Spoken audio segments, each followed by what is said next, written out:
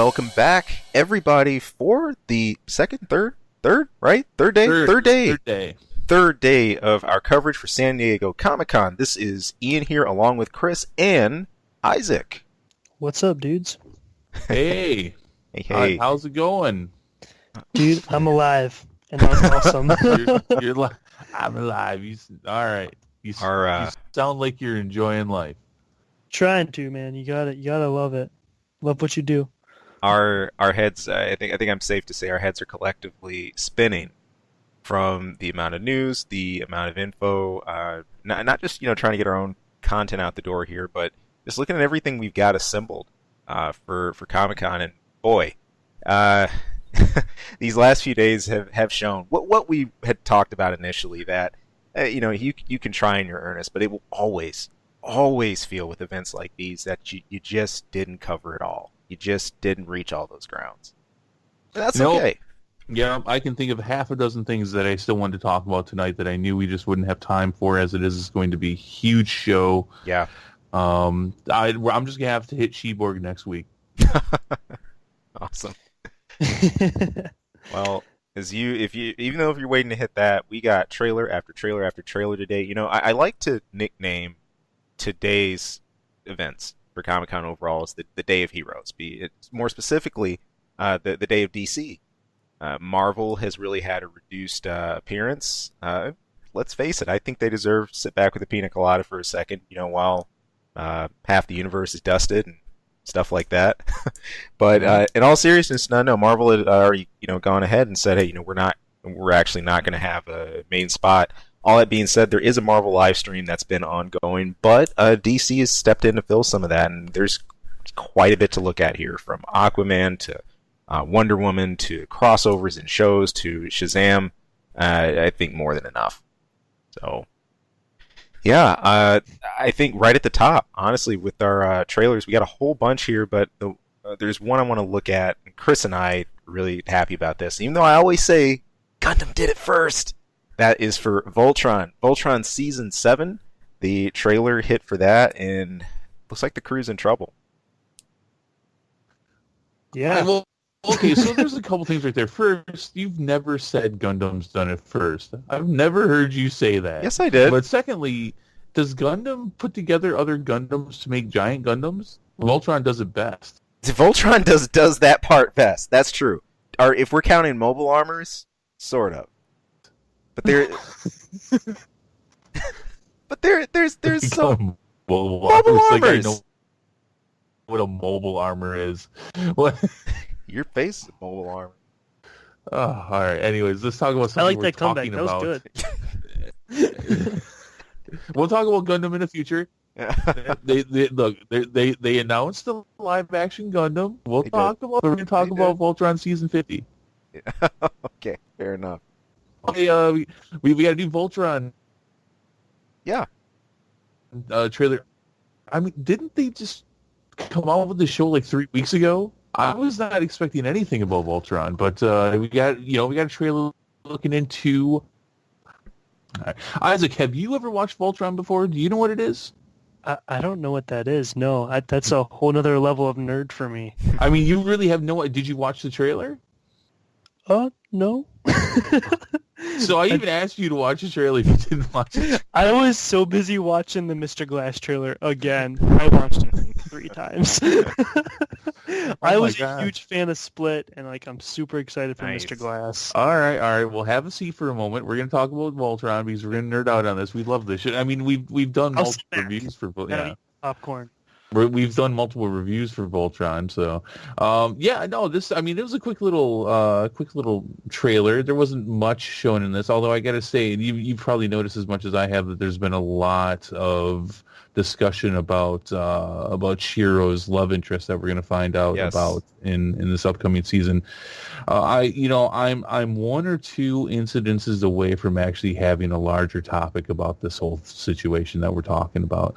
I'm getting a little fed up with the subject as a whole. That being said, I absolutely do not care that Shiro's gay and that they're gonna bring in a love interest for him. And I don't. It was shocking just because I guess I never thought of Shiro having any kind of love interest one way or the other. He seemed like a kind of a dedicated lifer for the military. Right. Didn't really give it much thought.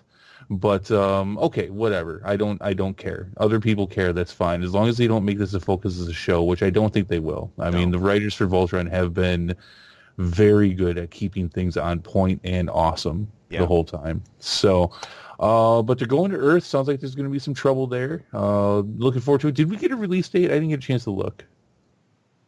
For season 7, we should have it. Here, give me 2 seconds. I just didn't. I just didn't have that hovering around. So Isaac, let's see if your general love for pulp culture has at least given you some kind of exposure to Voltron. August 10th. August 10th? Mm-hmm. Are you really? Yep. What? Chris, you're like, what? Well, first, I'm just surprised that we're getting 3 seasons in a year. Yeah. But they just did season 6. Yeah. They just did it like a month ago. All right, whatever. That's awesome. Isaac, so Voltron it's a giant robot that is combined by 5 lion robots. This is a remake from something from the 80s. You ever heard of the Voltron lions? You never seen anything about that? I've heard about lions. Okay, they're giant robotic lions, and they join to make a giant robot called Voltron. Yes. Okay, so you've been exposed to it. All right, well, There you go. There we go. Yes. You should watch it, man. I know you're not. I know like cartoons and anime is not your thing. It's not actually necessarily my thing either. But this is good stuff. I think you'd really like it. So yeah, give it a shot if you get a chance. And put it somewhere on your list. I realize it'll be at the bottom, but put it somewhere on your list. But at least it's on the list, though. You know. Yeah, at least it's on the list. Trust me, someday that list comes in handy. When you're bedridden for the better part of the year, you're glad you have that list. Yeah. When it happens, if you ever get injured and you're bedridden, that list comes in handy. You're like, hey, that's right. I was going to watch this. Okay, but Ian, what else do you have to say about it? Oh man, from the few snips we do get in the trailer, besides that, it looks like that there's going to be some. I don't know if it's going to pervade the whole season. Some kind of issue with forming Voltron itself. There's something, whatever it is, it's caused the whole crew to jump into it looks like the Sarlacc pit, for lack of a better term. I wonder, what kind of situation they're finding themselves in here. But hey, this is a series that, like you're saying, has not failed to impress. I'm really looking forward to it. I really enjoyed each one. It took you poking me with that stick to do it, but I am very glad I'm at this point now. So. And now, and right along with that, and I believe there was also a note that season 8, we're almost at the end here. Season 8 is supposed to be the last season we get. Period. No. This was according to I should have put this on our notes too, but according to a report from Polygon, the Voltron crew announced that at the end of the series, we have the season 7 review, but afterward, that is going to be all. That doesn't sound right. They had an order for almost 100 episodes. They're nowhere near done with that. Yeah, I wonder if we're going to get the other Voltrons then. Makes you wonder. Yeah, all right. Maybe they're going to put them on something else. I don't like that at all. Yeah. I seriously thought we were going to get to like season 20. Right. So weren't we just talking about like 5 seasons is the best? You know what though, Isaac, and generally that's true, and I make fun of Voltron for this because their seasons are only like 5 to 7 episodes. Yeah, okay. It's not even a. These seasons sometimes are as long as a movie. So yeah, they come in bite sizes. Okay.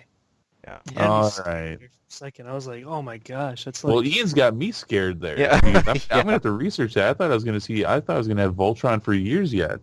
Yeah. Dig into it a bit. It'd suck if something this cool ended its run, but. Yeah. All right. Well, speaking of giant, awesome things that destroy stuff. That transition, though. That's right. Godzilla King of the Monsters official trailer came out. Isaac, you were not a part of our show for the Wednesday, Thursday review, but did you hear about the teaser trailer for Godzilla that came out and how ridiculous that was? Because for like 5 seconds you can see a cameraman. Oh, I didn't hear about that. Yeah, it's pretty crazy. This, however, my gosh, yes. I did. There is no cameraman in this one. Ian, what were your overall feelings on this trailer? Well, it was great to see your great grandfather in action. That's right. I know you hail from Godzilla lineage anyway. No, this is sweet, man. I mean, there's something about Godzilla movies that always draws me to them. I remember, was it couple Godzillas ago? Which one was the one about the egg? The egg that was in the middle of the city, underground. I think you mean the 1999 one. How must? Yeah, let's say I thought that was early 2099. Like I'm old. It is. I remember all these distinctly. As they come out, and man, they're always fun. It's always a cool ride. Look, what sold me was the freaking particle beam into the air. That looks awesome. Mm-hmm. No, it's funny about that 99 one, which was universally panned, but what's hilarious about it was that they went to such painstaking efforts to hide Godzilla. You may remember that, Ian. Yes. And yes. Yeah. They tried so hard, and they kept him hidden for forever until Taco Bell decided to put out their promotional cups like a week before, and so they successfully hid him until Taco Bell put out their cups. That's the Godzilla. It's amazing. It's always the so Taco great. Bell or like the Walmart or Kmart or like random thing like that spoils everything. Here's the coolest part, though. Honestly, the thing that I think will be coolest about this is not just Godzilla, but all the extra appearances like Mothra and all those other awesome figures. Like, hey, to my knowledge, I don't think I've seen this many of them all in one film. So. Well, maybe not in the last 40 years or so. Right. But they've all been together before. They've all had giant monster fights, which are the stuff of my childhood. That's the stuff of legends. Which was old stuff when I was a kid. But I mean, this looked great. This sounded horrible. Mm-hmm. The song they picked for this trailer was ridiculously dumb, and I get what they were trying to do, but it looked beautiful. I mean, it's a CGI fest from start to finish. And I mean, my favorite thing was there was my boy. There was Big G. Yep. Right at the end there, just looking like what you got it. I mean, doesn't he look like? I mean, I'm joking, but doesn't he look like he's just gonna try it? Yeah. Do what you got to do, and we'll see what happens at the end of it. And it's because that's just Godzilla, man. He's just like, I'm just trying to chill out. Yeah. It was cool to see Mothra. I Yes. mean, I've never seen Mothra outside of a cartoon or, a giant puppet. So, Right. Mothra looked really cool. Isaac, now where are you with Godzilla? Dude, was so hyped when I think it was my senior year, was when Godzilla came out. And then you never even saw the monster until like the last 20 minutes. Mm-hmm. And that kind of ruined it for me. I got to be honest with you. It's a lot to get through for that end. I was glad I waited until that hit the $3 theater before I went and saw it. Yeah, that was a, I don't know, because like senior year, everyone's like, oh my God, new Godzilla, this could be like history. You got to go see it. And then I went and saw it and I was like, this sucks. Like, Right, as great as Bryan Cranston is, he can't solve all the problems on your screen. No. Especially when they kill him halfway through. Spoiler. Yeah. Too bad. Yeah. So, what? What? Oh, that, yeah, I know. Yeah. But, this looks great. I hope we're going to, I mean, we got some giant monster fighting in the last one, but I hope we get a lot of it here. Yeah. I want to see cities destroyed. I want to see monsters fighting. I want to see Godzilla bite someone's head off. I just want to, can't wait. Can't wait. Man. I'm excited. I think we're going to get a surprise visit by King Kong. I think that's why they put out that 70s prequel first. Right. And just bring him in and let Godzilla rip him in half. Did you guys know a little bit of trivia? For that old school 1950s Godzilla versus King Kong, they actually shot 2 endings for that. No. The Japanese audiences got Godzilla winning, and the American audiences got King Kong winning. That's crazy. Really? Yeah. Just because of cultural differences, I'm assuming? Very well, and think of the time. Oh. Think of the time frame as Yeah. well. So, yeah, it was very important that we each had our own winners. Interesting. And they call kids today snowflakes. Yeah. Everybody had to have their own, had to have their own winter back then. Favoritism. I'm looking forward to this. This is definitely on my list. Good stuff. All right. Well, I'm looking more towards outer space. Actually, something that I really haven't even been keeping up with, considering that I actually enjoy this series. I've enjoyed a lot of the iterations. That's Star Trek. The newest addition to the Star Trek shows, that Star Trek Discovery, is going to be getting a season 2, and that trailer debuted here at Comic-Con. Now, one of the biggest things about this, you can see this at the end of the trailer as well as in the discussion here, is about none other than Spock. Everybody's favorite Vulcan, at least I think. They're still making Star Trek shows? They're still cranking out. Oh my god. There's still... It's still a thing, man. Gene Roddenberry. I thought they switched to movies and then they just oh my god. Oh no. Well, what's funny about that is, that's Isaac showing his age. They've actually in my lifetime done that twice now. Mm-hmm. Where they started on TV and then went to movies, and then started on TV again, Yeah. and then went to movies, and now they're on TV again. So, When does the universe just die? well, no, you shouldn't say that, man, because I'm one thing I like about Discovery is the fact that they're back to the original universe. Yeah. Okay. And because the movie universe is So they're separate. The movie. yeah, they are separate. Okay. Yeah, this show takes makes place for those who don't know, it takes place 10 years before the original TV show. Mm-hmm. And as we were talking about before the show, the second prequel to the original TV show. Yep. A lot of people turned off by season 1. Didn't like it. I'm not a big fan of the visuals. I still think that's the worst bridge they've had on any of their spaceships. Mm-hmm. But a lot of people are cheering this and saying that, hey, it looks a lot more fun. Looks like we're getting a lot more back to basics. I still say they need a new bridge.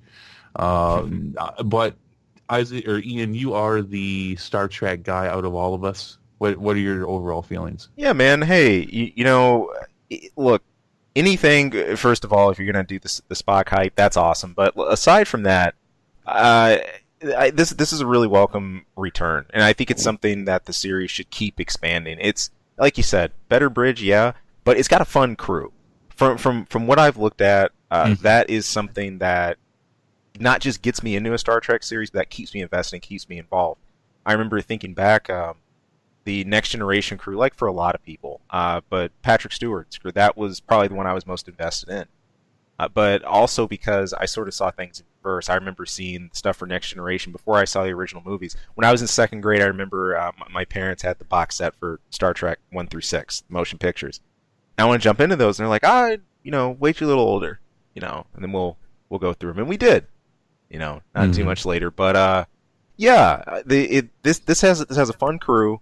I think, if anything, they're going to be the ones that really continue to move the story, especially with the addition of a brand spanking new captain coming. That's Chris Pike. He comes and he takes control of the Discovery to sort of solve this mystery about these distortions that are popping up and everything. So that's going to throw a whole new dynamic in the mix, and it looks cool. Looks really cool. Yeah, I remember being a little kid and catching the original series and the episode where they have Christopher Pike and they're talking about the incident that had happened and when he was the captain of the Enterprise. Mm-hmm. Mm-hmm. And I remember thinking to myself, and actually I caught the original trailer where he was the captain as well. And I'm like, God, I get it. Everybody loves Captain Kirk. He's fine. I'm fine with that. But I'm like, I like this Christopher Pike guy. I want to see more of that. And so I'm happy about that. Yeah. I would say I'm more than a casual viewer of Star Trek. Right. But I'm definitely not like, I don't have my own cosplay and stuff like Dedicated. that. Yeah. But, I could see it. I could see it. Yeah. I mean, yeah. Chris is a Klingon. I mean, it's obvious. I was about to say it. Yeah. But with a cheeseburger in my hand, phaser in one hand, cheeseburger in the other. But no. But I'm excited about that. I will not pay to watch this. I'm getting sick of everybody and their cousin coming out with these paid streams, these streaming stations you got to pay for. I will watch this on Netflix though. If they put it on Netflix like they have season 1, but I can wait. Good. No, same Isaac. boat. No, we're learning all of because we don't get a chance to talk to Isaac a heck of a lot about the general. Usually it's like reviews or something specific. I think I kind of know how you feel about Star Trek. Are you not a fan at all? Guys, I gotta be real with you. I was never a sci-fi guy. I was always more the fantasy, and I think it's because I grew up with swords and shields, not lightsabers. So are you talking about like in your house or? Yeah, man. Yeah, like I don't know. Like is that how you settled conflicts? Yeah, for real though. Like my little brother, he was big into like woodwork, so I'd draw the designs for these wooden swords, and he'd like cut them out, and we just beat the shit out of each other. There you go. And that was my childhood, and yeah, like we grew up with like Narnia and like Lord of the Rings and like that kind of stuff, and then space just seemed kind of dumb to me. Oh, I don't know, and I think that's why I struggled so much with getting into that, like Star Trek or Star Wars. You see, I love both, and I think that's because of my exposure from the 80s where they mixed a lot of fantasy and sci-fi together. And so I'm a big fan of both of them. Well, yeah, like the original Star Wars, I mean, it's sci-fi, but there's a lot of fantasy elements. Yeah, but I'm talking like spacesuits and swords and laser guns and stuff. There was a bunch of that stuff. There's so many bad B movies that are sci-fi fantasy. Oh my gosh, this a whole new world has just opened up to me. You've never seen them mixed? No. Oh, it's all horribly great. Okay. If you dig in Netflix enough, you'll find a bunch of them. I'm kind of scared. They're there. They're there in the dark. Under the mist. Are they in the mist? All right, so let's move into stuff I know that you're interested in, Isaac. We've been talking about a few things that you just didn't have a lot of personal feelings into, but these next ones you do. The Shazam trailer. Yes. The Shazam trailer came out, the continuation of the DCEU, which we will talk about that title later on in the show. But, all right, so I've openly said that this looks bad. Dude, the pictures making DC fun again.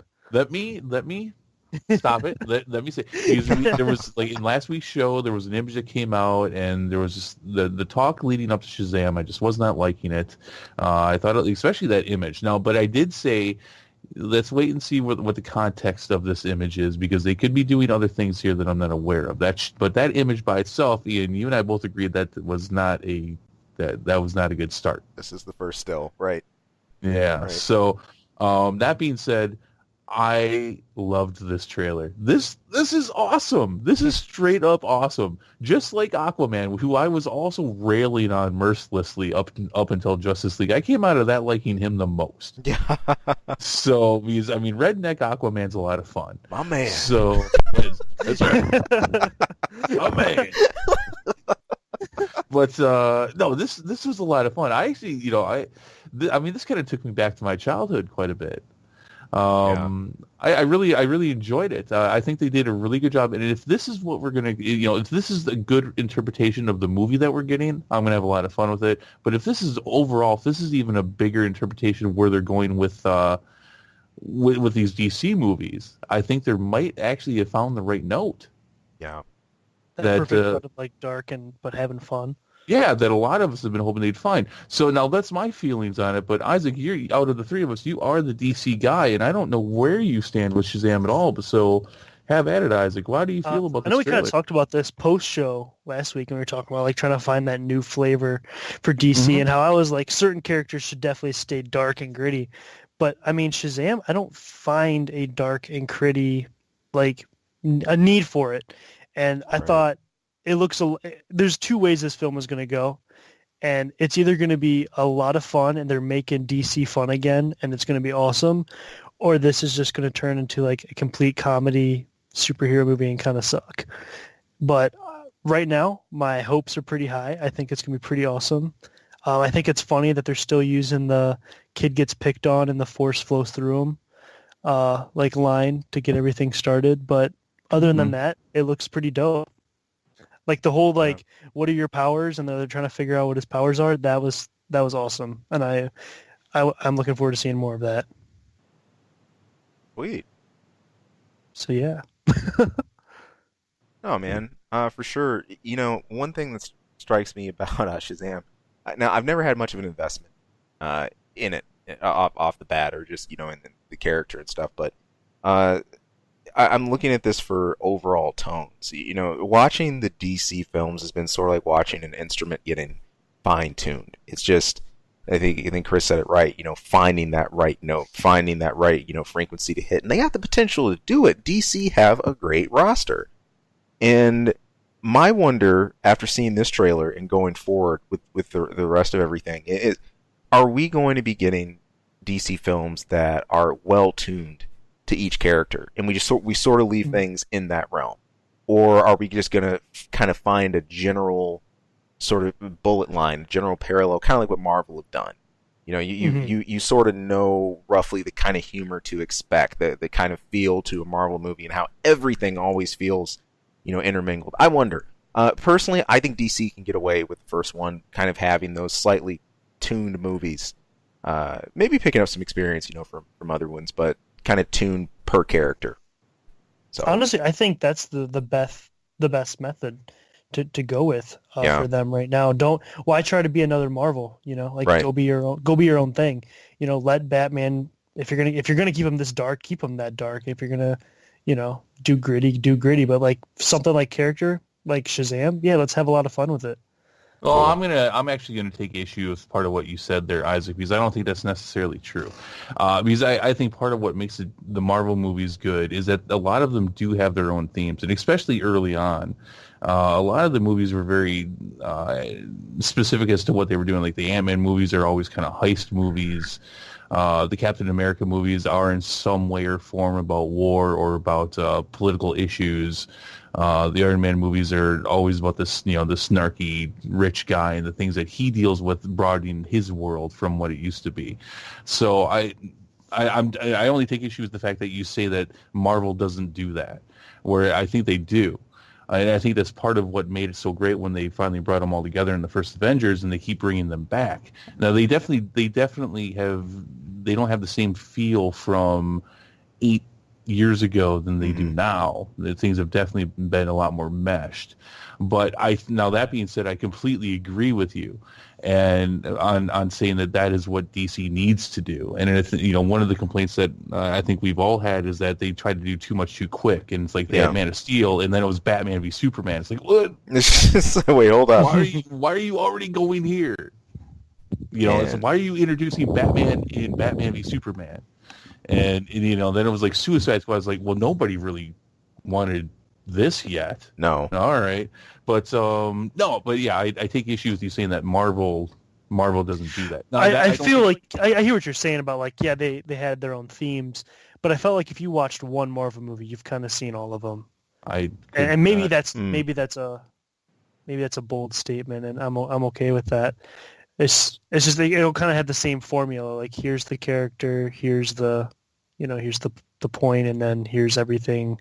Being most of the time, besides excluding the last Avengers movie, everything's fine again. That was kind of my.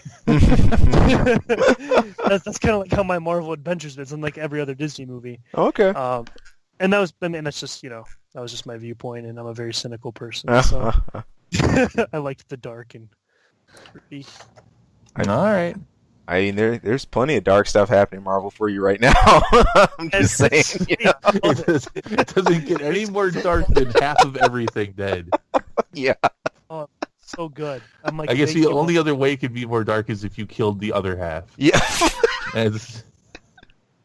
Oh man, you're Oh, by the way, Ian, we I think we were talking about this last week or the week before, where we asked, did the pets die too? That was actually confirmed recently. It half was. of the pets died. Half. We mean half. Half of everything. Yeah. I think they should show like the dogs dying or something, just to really piss the fans off. Somebody petting their dog and it turns to dust. That'd be amazing. Oh my god, best shot of the film. It's just straight up hard. In the recent, Ant-Man reminded you of how serious this all is all over again. Like, I was telling Chris at the end of our review, what really struck me about that is like one of the, end scenes, panning, inside the main character's home, and there's just this really spooky like silence, and you just hear just like the radio waves, like the TV stations out. Streets are basically empty, and like the only thing his house is that it's one of the ants that got enlarged, and it's just like jamming out in the drum set, and it's like, oh crap, this sucks. Yeah. So I really hope Agents of S.H.I.E.L.D. explores what's happened to this world. Yeah. With that happening. Yeah. I just think it's funny we killed half the Earth and people still ask, but did the dogs die? I mean, I be honest, it didn't occur to me. That's like a few months later, and Ian and I were talking about like, wait, do you think like cows and chickens and do you think that counted? Yeah. We just killed a bunch of people, but did the dogs die? Yeah. Oh my gosh. Thank you, Peter. All life in caps. And I know one real quick. One Chris had asked me about. I think was a good question. Yeah, he was asking me, did I think that counted for, let's say, if you put yourself on the quantum space, and you put yourself into that much of an infinitesimal space, you shrank that much. That's one of the big themes with Ant-Man now exploring the quantum realm and trying to extract the knowledge from it they can, or whatever they can use from it. And he's stuck in the quantum realm right now. And Chris was asking, well, if you're in that state, could you avoid getting dusted? And my answer to that was, I didn't think you could. If you that's still life, period. Like, yeah, even if you're 2 inches tall, you're 30 feet. Yeah, but it's a whole different dimension. It is. But it's, I don't know. It is. Yeah. Good stuff. So yeah, all right, we're delving deep into the nerdom here. Yeah. I thought Marvel wasn't even at this Comic-Con. So back up to DC. Oh, stop! No, look at this guy. Look at this guy. You're right and you're wrong.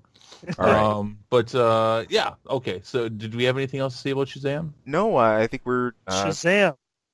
Well, that is something to say. Thank you. All right. I think we're swimming right on into Aquaman, who, mind you, I didn't feel as much. Yeah, my man. I didn't feel as much of a redneck vibe. It's there. But it wasn't. We'll start with Isaac. Isaac, what do you think of Aquaman? This goes back to the point I made about Shazam. The kid gets bullied, and then all his powers become apparent. After I still watched the trailer, I watched Shazam, and then I watched Aquaman, and I was like, "Oh my gosh, not this again!" But other than that, it looks like there's a lot of themes that are going on. That looks pretty exciting. I'm big into the ocean, so it's cool how they're gonna really bring up that 10% not being explored. I thought that was cool. And then I'm curious to know why the sea is planning war against the land. So I'm kind of looking forward to seeing that explained. Hopefully it's not because of the BP oil spill or any recyclables being in the ocean. But no, I mean, honestly, it looks pretty good. I kind of had a Wonder Woman feel to it, honestly. I kind of got that vibe going from the origin to today. And so I think this could either be a super awesome movie or it could fall flat. But I'm still very hopeful, and I think DC's starting to find their niche, which makes me happy. Cool. Yeah, Ian, what about you? Yeah, Aquaman. This had a solid reception to it. I thought the trailer was not just an improvement for expectations, but also beyond what I thought I was really going to catch. I mean, I think some of the basic themes I was expecting coming into this, again, there's still some dissonance here. Aquaman himself hasn't fully accepted the kingship of Atlantis, the idea of rule. He's still trying to sort of avoid that.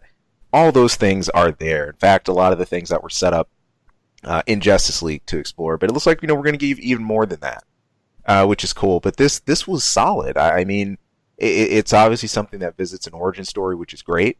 Isaac was just pointing at his powers manifesting, when he's young, carrying over to present day, and how he's using these powers and who he encounters and what he deals with. This looks really, really cool, actually, for an origin story. But I think it's really important to note that even a solid trailer, even a good reception at Comic-Con, isn't always the best barometer of how awesome something's going to be. Amen. I'm the best barometer on how something awesome is.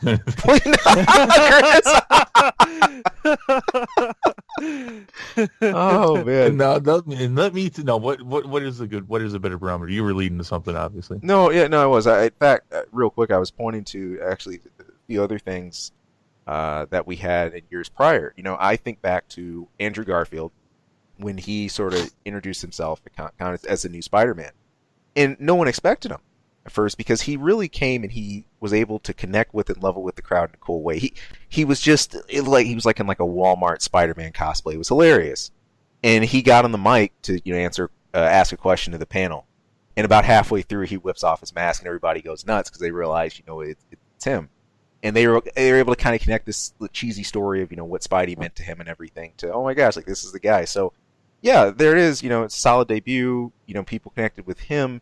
But still, I look at those and those Spider-Man movies, the ones with Garfield, still went down as not flops per se, but not the most loved Spider-Man movies.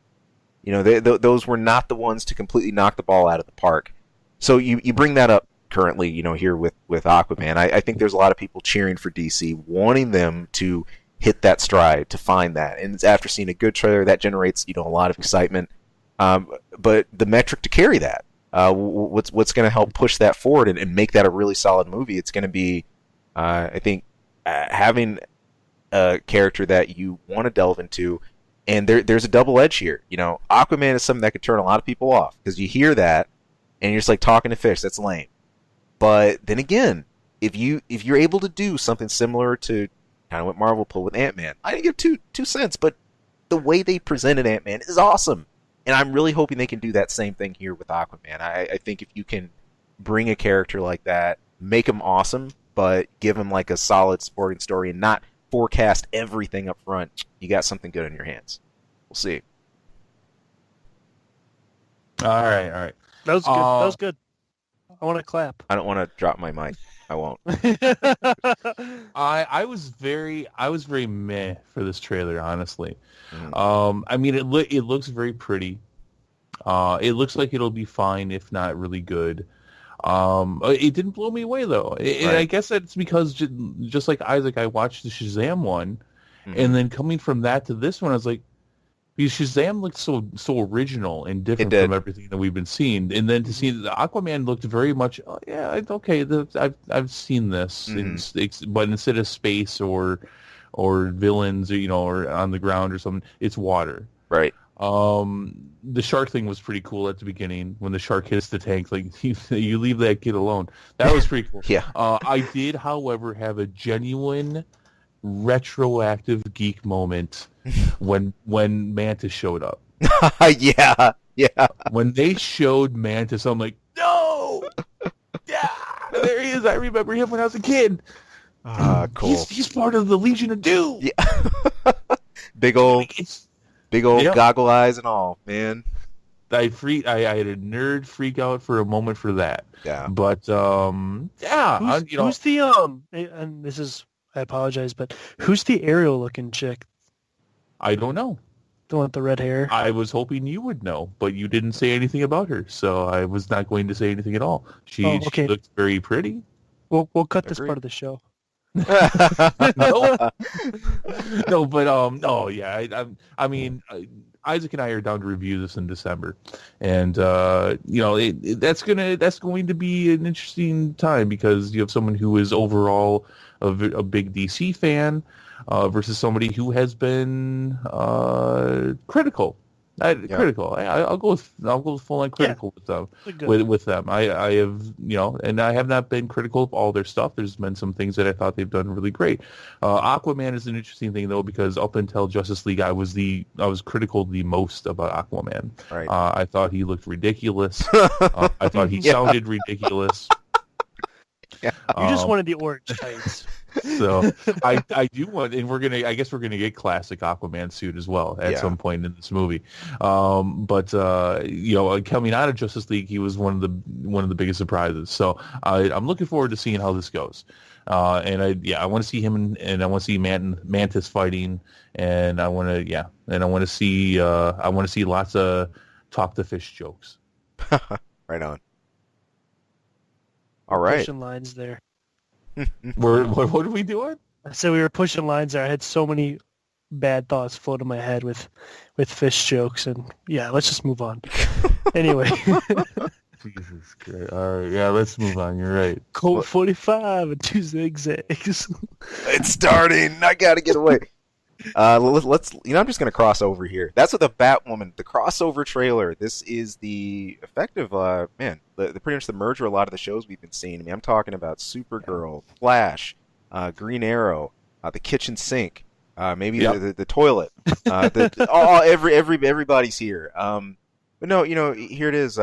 Chris filled me in a bit on Batwoman a little earlier in the week, and he was saying, "Don't worry, you know who this is. You see the costume, you'll remember." Sure enough, I did.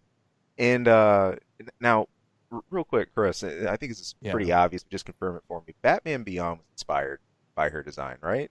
Or was it the other way around? I think you would be. I think it would be impossible to say that it wasn't inspired somehow. Right. I mean, obviously the colors. Yeah. And such, but beyond that, I don't know. Yeah, I just didn't realize it was such a copy paste, from her theme, but no, this is we occasionally get events like this. I think back to Netflix when we just had Defenders recently with Luke Cage and company. This is one that's going to take a lot of the shows that have had pretty good runs lately. I know Supergirl's seemed pretty popular, as well as Arrow and Flash. Although the little I did see of Arrow, I thought, man, there's like too many arrows. I'm done. I can't. too many arrows. Yeah, Arrow this and arrows popping up. I thought I remember something about like a red arrow or whatever. Anyway. Oh yeah. Yeah, too many arrows, man. So well, now we talked about this quite a bit on the Wednesday Thursday review, but I wanted to bring this up because Isaac, who was a big CW Arrowverse fan, we did not get to talk to you about Batwoman and how you feel about this show and how you feel about the crossovers and things. So I wanted to get your first perspective on this crossover and how this appealed to somebody who either is / was a big Arrowverse fan, looking at what they're planning here. Yeah. So I started out as an Arrow fan. I was pretty much watching it the very first season it came out when it was a small, almost like an indie show. And I loved it. It was, pretty grounded in reality, and they just had a lot of cool themes, a really great storyline.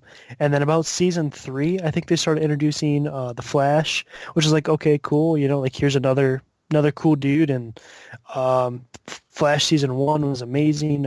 Flash season 2 was even amazing.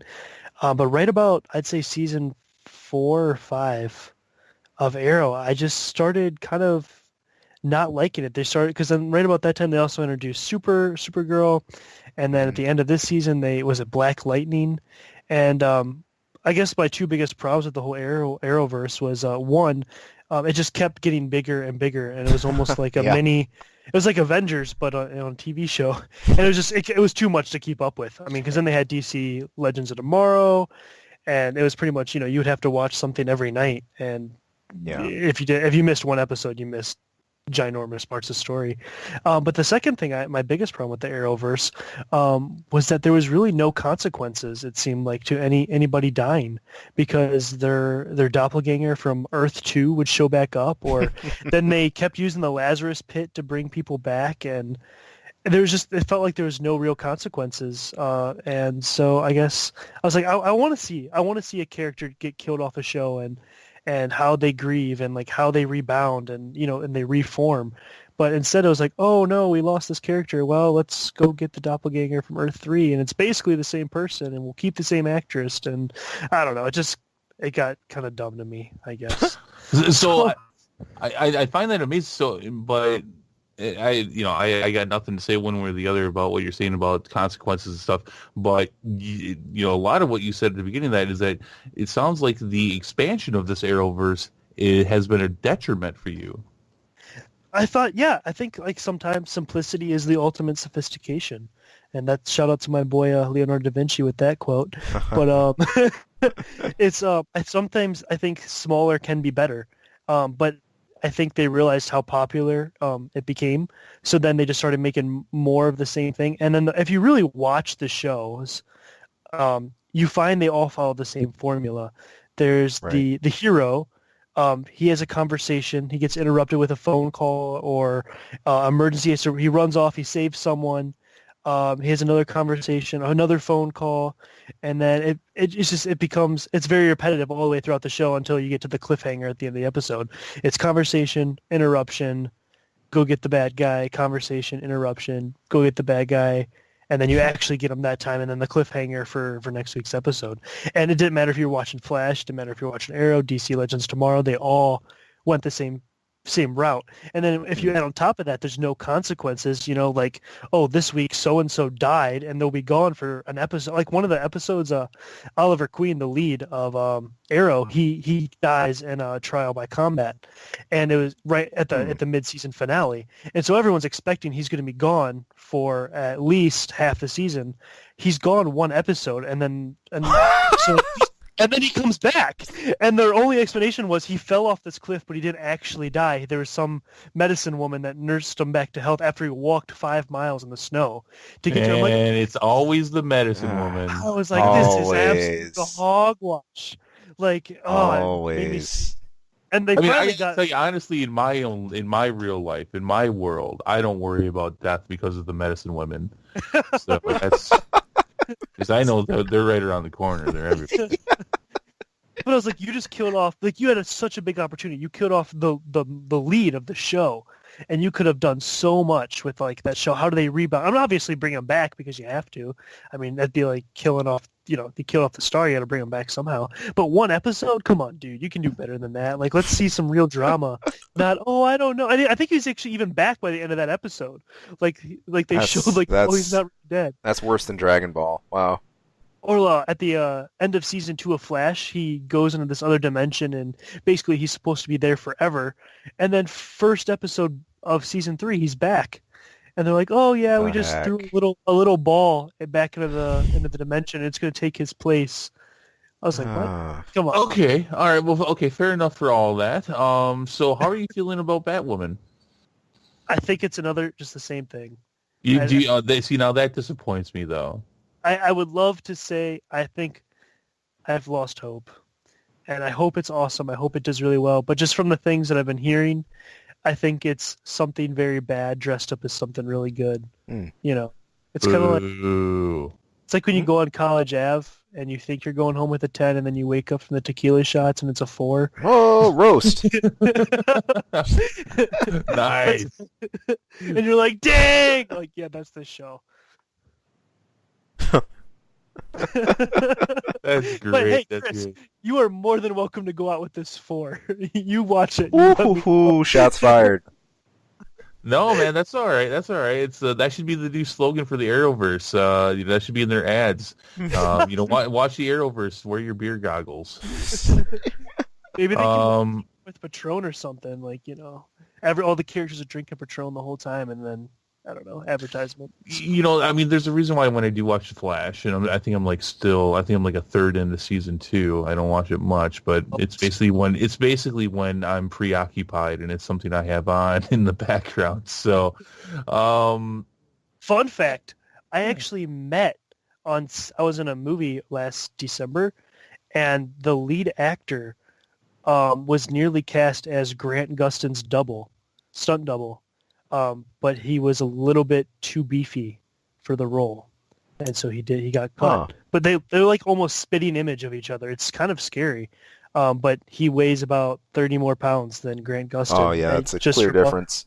Yeah. And so they're like, yeah, we can't hire you as the stunt double. So that's my DC rant. It's over. Just fun fact. No, hey, I wanted that rant. All right, and so Ian, how were you feeling? You're not going to watch this. No, you don't even need to go into that with me. No. Never mind. All right. Oh man. All right. What's next? James Gunn, the director. What? James Gunn. Isn't there an RZA thing or something? Yeah, I'm totally running over my own stuff that I moved up and suggested moved up, and I just jump over it. That was awesome, right? Thank you, Chris. We have one other trailer. That is Cutthroat City by the RZA. He's been involved in a lot of martial arts flicks lately. If you watch any like the Well Go, Entertainment. You've seen a lot of Donnie Yen's movies. Some of the flicks like Ip Man and a lot of those, they've all come from that company. He's been part of those productions. You remember Man with the Iron Fist, that was his most recent. So everybody was expecting a martial arts flick to top all this off, but he goes in opposite direction. The trailer for Cutthroat City, this highlights a heist drama. This is loosely based around the actual events of Hurricane Katrina, with a group that decides to just really take things into their own hands for the sake of survival, believing because the government and law will not stand up for them. So this is something that, well, obviously it's close to home. I mean, look, if you were alive during this time, during the Bush years too, you'll likely remember. I hope you remember Hurricane Katrina. It was a major event. What? No way. I know what happened, right?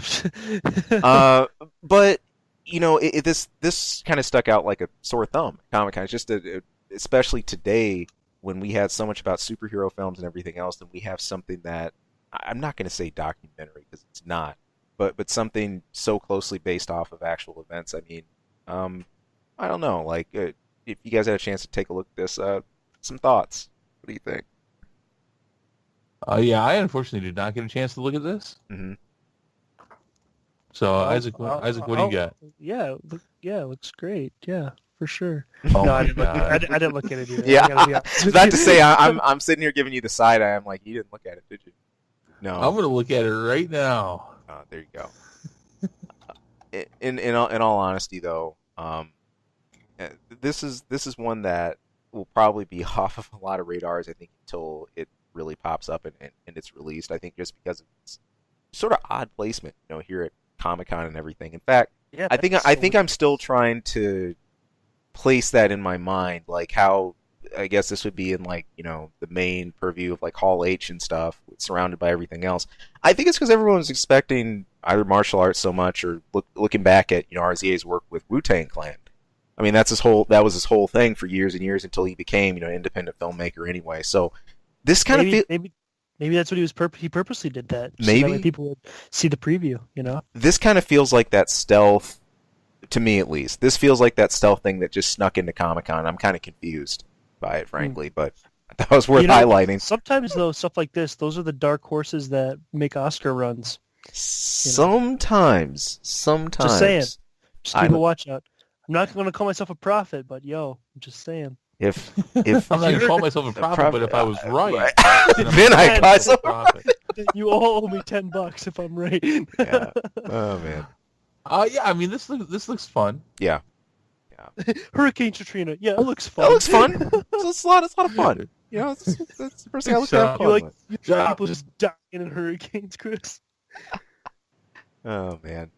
But Whoa! Did you just drop an F-bomb? I don't think I did. no. No, I thought I heard Ian drop an F-bomb. No. You go To all the fans, if you just clicked on this part of the show, welcome. We were just talking about how Chris likes people dying in Hurricane Katrina. Let us move along. Yeah. That's a perfect segue into... It is. James Gunn, like I was saying before I ran over myself, James Gunn being fired. That is Boom. The director of Guardians of the Galaxy 1 and 2. He was fired just today over a series of 10-year-old tweets that resurfaced. This was about him tweeting a lot of pretty bad, disparaging comments about pedophilia, homosexuality, things like that. He actually went back. He apologized for the comments themselves. He's saying, "Hey, I regret this." He explained them that at the time he was doing it to try to get attention, that he's not that same person now. But hey, look, he didn't deny this. He didn't skip the fact that he actually wrote these, and this is a big deal Marvel wise. That he just finished writing the script for Guardians of the Galaxy 3, and I think his work speaks for itself. Guardians 1 and 2 were fantastic movies. They were a great addition to the whole Marvel franchise and what they've done for the MCU and where we are now currently with Avengers 4. But, you see stuff like this, and what I think you nailed it on the head. We were talking about this earlier, Chris, is, look, there's things that in a public forum. Look, please be aware of what you're saying. There's these. Yep. This stuff doesn't go away. It doesn't disappear. It's not going to magically vanish if you delete a tweet. It's not going to slink away in a corner. This is stuff that it sticks with you, and like this shows. I know there were some complaints. People were saying, "Well, for goodness' sake, it's been 10 years. This is just now coming back up." Still, that's in public record. So, yeah. You know, you said it. You said what I had to say before. I don't have much more to say. I mean, stop it. Yeah, don't do it. Don't be stupid. Don't do it. Yeah. Just So, quite honestly, considering the success that he's had for the last 5-6 years, right. The fact that this stuff didn't come up before is kind of shocking to me. It is. You this is the kind of... that man goes on Twitter and he pokes the bear on a daily basis. Yeah, he does. And it's the kind of thing you'd expect to blindside someone more a little earlier on, or at least as they're rising to that height of success. But not now. Not now. Yeah. No, he got to ride the wave longer than he should have. No, this is true. Feel lucky. This is true, and this is a piece of news that I think I've arguably seen the most today. I think every outlet I checked, or I was looking for like post-panel coverage, this was somewhere in the news stream. So I mean, hey, it is a big deal. Obviously, you know, Guardians is something that we're going to keep seeing in Marvel, but now we're going to see who's going to pick up that torch, keep running with it. So don't know. Mm-hmm. See where it goes. All right, let's talk about Glass. Now, we got the trailer for this. This has been teased a lot. We saw this leading up to Comic-Con. We saw a really, really small snippet yesterday, and here we go. We've got it full bore, and really, I couldn't help seeing the start of this and like, wait, am I at a psychiatric session? Something? Nah. I have been in at least 7 sessions like that in my life. What were they like? Well, I mean, we all know I think I'm a superhero. I think I'm a Godzilla. That's that true. Explains the Katrina joke. I'm just kidding. And it would also explain his unnatural height, but... Going on in my tirades about wanting to dress up as Godzilla, how awesome would it be if I actually had a 4th chair in there and I was in a Godzilla suit? Like one of those dinosaur suits. That would be awesome. Oh my gosh. Oh, I think I just thought of a parody I'm going to have to make. There you go. Okay. Are we... I don't know. Can we be friends still? I'm just kidding. I hope you can after this. You know damn well that if I actually got one of those dinosaur suits, I would be more your friend. It would be quite... You would go out in public in that thing. I have no doubts. I would go to work in that thing. What are you talking about? I legit have a toy dinosaur at work right now. Do you really? I do. Nice. Sometimes I put it on my desk for customers to see. Great. Cool manager. All right. Okay. No. This looks. It looks good. It looks fine. I have to be honest with you. I walked away from this trailer thinking that is absolutely every single thing I thought I was going to see in this trailer. Yep. There's the thing here about some huge surprise or something like that popping up that you may or may not see. That this dispelled all the illusions. You get the main 3 we've been looking at. Of course, you get McAvoy reprising his absolute madness from Split. Of course, you get Samuel L. and you get Bruce Willis. By the way, I think the one I'm happiest to see is Bruce Willis again. I loved Unbreakable. Really cool movie. Yeah. Back in the early 2000s. Seeing him come back to reprise that so direct here looks sweet. Although McAvoy looks like the most nightmare fuel here. He's just creepy, really creepy. He's got a lot of range. I haven't seen Split yet. I'm looking forward to seeing that and this movie because You haven't seen Split yet? Not yet. No, it's the number 1 on my list of movies to see. But I mean, McAvoy's always seemed like a really good actor. It's looking like he definitely gets, puts on the acting chops and just gets it going for this character. Oh yeah. So this one shouldn't disappoint at all. I'm not expecting it to. So You say that though, and a lot of people said that about Shyamalan movies 10 years ago. This is true. So I'm not putting him on. I'm not putting it on a pedestal. You're not giving him his glass pedestal? No. How could you? Just like when I was talking to Jason yesterday, I saw The Happening in theaters, and I'm still pissed about it. Oh my gosh, I'm so sorry. So I paid for that. That wasn't a rental. I paid for it. Oh, that sucks. Yeah. I heard. Okay, I've never actually watched The Village, but I heard The Village is a great M. Night Shyamalan movie. Yeah, no, it's all right. Yeah, I saw The Village I saw it at home. I didn't pay for it. I don't know if I rented it or not. But yeah, that's The Village is good. A lot of his movies are fine. But The Happening and a few others really just took his name and put it in the mud, quite honestly. Didn't he do like one of the Hulk movies too? No, but I think what you might be thinking about is what he was either produced and maybe he directed The Last Airbender as well. Yeah, I know he did that one too. I could have sworn he did something. Mm-hmm. He did The Sixth Sense, which was pretty good. Yeah. Yeah, so Isaac, how are you feeling about this? You said before the show that you definitely wanted to talk about Glass. Yeah, I mean, I really loved Split. I thought James McAvoy is a phenomenal actor. I've liked him since Mr. Tumnus from the Narnia. That was my first showing of him, but I think he killed it in Split. Unbreakable was fantastic, and this could be the perfect cap to an awesome trilogy. And definitely one. I mean, I knew people were talking about Mr. Glass, and I was like, I don't know, it kind of sounds stupid, but seeing this trailer, I mean, who doesn't want to see Bruce Willis back at it again? Like, of course, just fighting. So, yeah, absolutely, I'm pretty pumped. All right, good stuff. Moving right along into some grounds I'm really excited about. That's for Spidey. We got a really cool look at the Spider-Verse panel. In fact, a lot more of the Spider-Men we're going to be seeing. Some of the exclusive footage we got right here at the con showed explained what we know about the upcoming Spider-Verse movies. Spoilers coming up, big time spoilers actually. Beep, so beep. Yeah, go about 10 minutes if you want to avoid this stuff. Move ahead 10.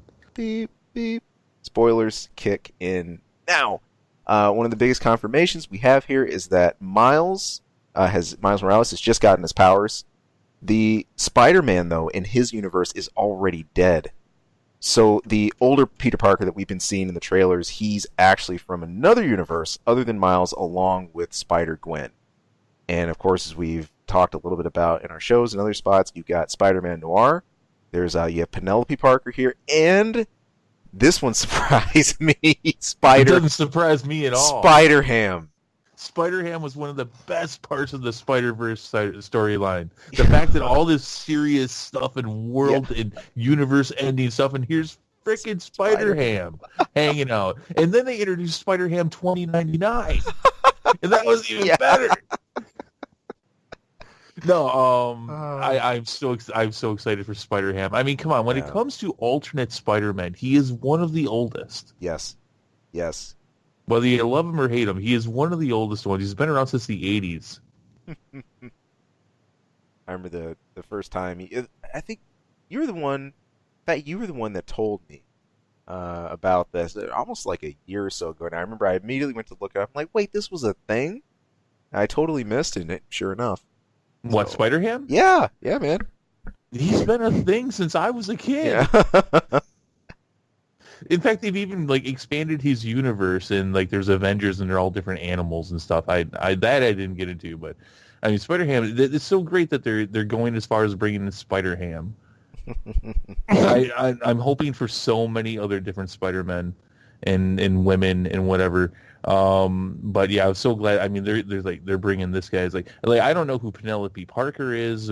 She's from Earth 11. That's about all I could figure out. She has spider powers, just very similar to Peter Parker. Right. We talked about Spider-Man Noir. Is it Noir? It's Noir. That's right. We had a conversation about that. We talked about him last week. Bring in many, many, many more. Amen. I want many more. This will be awesome. I mean, probably one of the best times to be a Spidey fan. You got Avengers recently. Of course, you've had Spider-Man Homecoming further in the rear view from that. You've got this. You've got the upcoming Venom movie, and of course, Spider-Man on PS4. What more could you ask for? So, Oh, I know what else to ask for. Spider-Ham needs to be voiced by Danny DeVito. Period. well said. Well Period. said. That's it. I'll ask for that. Just when I think someone can't get any more greedy. You gotta sweeten up the deal some more. Love That's it. right. That's right. Isaac, you are a big Yes. Spider. We are all Spider-Man fans in this room right now. Into the Spider-Verse. What do you think? It's a lot. There's a lot of Spider-Man. There's a lot of. There's a lot of spiders, man. I just, there's only one Spidey thing I want to see, and that's a Deadpool Spider-Man movie. I think that'd be dope. For a lot of people ask about that. I just want to see Spider-Man get chased by Deadpool with like a can of Raid. I think that'd be the best scene all time. That's all I want. That's all I really want. I think we could actually get that 5 years down the line. Not yet, though. I mean, the merger hasn't even officially happened yet, but yeah, it'll happen. Like you said, 5 years, but yeah, no, I think they'd be crazy not to. I mean, those two together alone will bring in Avengers movie money. oh yeah. Do you think there's any chance they're going to bring back Logan? You mean bring back the Logan that died? Yeah. No, I hope not. No, I think no. But do you think they're they'll do not. another Wolverine, Deadpool? They're gonna. Well, I think they'll keep Ryan Reynolds. I think because but yeah, they're gonna recast all the X-Men. Yeah. They might keep one or two. Might keep McAvoy. I don't know. I think they should just recast the whole thing, except for Deadpool. And the Deadpool gets to do that. I mean, the guy, he breaks the fourth wall, so he gets to just survive everything. Yes, he does. So, question. I mean, I know it's technically not part of the Marvel Universe, but in the comics, did Deadpool survive when half of the Earth died? Oh, you mean back in the original Infinity Gauntlet? Yeah. Back in the 90s? Because right now he's not part of the movie universe, so it doesn't really matter. It's the same situation. Back then, Deadpool did not exist. Oh. He was not a character yet. That was in the 90s, but it wasn't yet. Right. Layfield had not created him yet. So no. I'm just kidding. You're like, so I'll take that. No. Oh, man. So. Oh, shit. Why was that? Was you trying to lead up to something there and I just killed it? No, I was just like, the guy never dies, but what if he just died? I'm sure they've done what ifs and stuff they do all that stuff with Deadpool. He's just a lot of fun for them to play around with like that. I bet you could look something up online to see what if Deadpool was around for the Infinity Gauntlet and such. And there's been other Infinity Gem events that have happened that I'm sure he was in there for. Now those I don't know, but for the original Infinity Gauntlet event in the early 90s that basically created the 90s comic boom, no, he didn't exist yet. Yeah. There you have it. Good talk. Well, what about something that we're not too excited about? Haven't been very excited about. In fact, so little enthusiasm that we stopped our reviews for this. Yeah. But that has not stopped fan sentiment and for this series to keep rolling on. Cloak and Dagger is confirmed. This is renewed for Season 2. But we're not renewed for Season 2 or even any other episodes right now. So No, it's newsworthy. I'm surprised, honestly, just because the ratings for this show have been so bad since the second week, and even then, from the first week to the second, they dropped like 80%. Yeah. I think this is Disney keeping it on life support. Yeah. Because it is actually getting good numbers for Freeform, but in general, it's not doing well. No. Who's the stalker breathing into their mic? I think it's Isaac. Yeah. What's up, guys? I was just laughing because it was just like, you're like, this is Disney keeping on life support. Well, no, they've done that. They've done that before. But yeah, so we'll see. Like I said when we did our last review, I'll revisit it at some point if it's still around. But sure. But I thought it was noteworthy. I think it was more news more than anything. It's like, can you believe they're doing another season of this? Yeah. No, yeah, all right. Yeah, fair enough. All right, For the Venom movie, though, some more back on is something more on the Spidey scale. We've been wondering who the heck's going to be the villain for Venom. You know, we've been seeing screenshots and everything else, but we've got that. That is going to be the symbiote Riot. This was the reveal for the antagonist Venom is going to square off against. And, you know, this makes sense. Of course, it's really difficult to do any kind of Venom story without Spider-Man. But if you're going to put Venom against, hey, what better than a symbiote? And if you're not going to use Carnage yet, hey, leverage one that that really doesn't get as much coverage or as much screen time in comics. I'm cool with this. I think it's a good choice. Personally.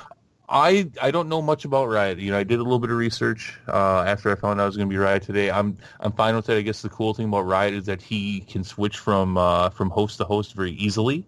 Right. And they talked about that a little bit at the panel. So I think that's going to be an interesting dynamic. Yeah, sure. I'm actually glad it's not Carnage. Same. I don't blow that load right away. That's one you need to save and make awesome. Yeah. That being said, it's kind of weird because didn't all these other symbiotes come off of something with Carnage and stuff? You know, whatever. I mean, we're already using a Venom that has nothing to do with Spider-Man, so right. That's fine. Right. Yeah, Isaac, what do you think? Yeah, dude, that sounds great. I don't know. I've been kind of trying to stay really open-minded because I'm so used to the Tobey Maguire Venom, you know. Right. Of the where there is this, which is a really sad Venom, but so I'm just trying to keep like really open mind, and I like how they're kind of been hiding through the trailer, who the villain is going to be, and just it's almost coming off. I almost get like this vibe that, and maybe this is just like my ultimate fantasy, is that you go into the movie expecting him to be the hero, and he comes out the villain. That's kind of the vibe. We are going to see a couple instances of Venom either biting or eating people. I did read that from the panel. But which is kind of funny because in the same panel he was talking about how the main reason he took the role of Venom was that his kid would be excited about it. That seems to be a common theme for these actors that take these superhero movies. Now watch Daddy bite this person in half. Chomp. That seems like a Tom Hardy move, low key. That actually does seem like a Tom Hardy move.